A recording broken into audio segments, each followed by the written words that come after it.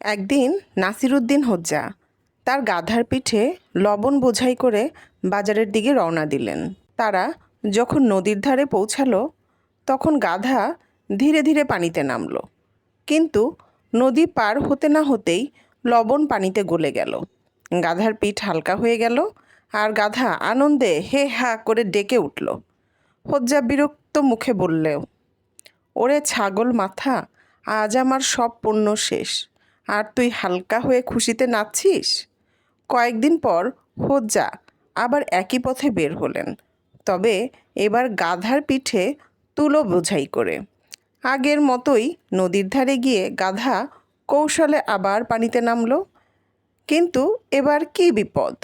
তুলো ভিজে ফুলে ফুলে ভারী হয়ে গেল। গাধা হাঁপাতে হাঁপাতে টলতে টলতে ওপারে উঠল। এক পা ফেলে আরেক পা টানতে কষ্ট হচ্ছিল। হোজ্জা এবার হো হো করে হেসে উঠলেন।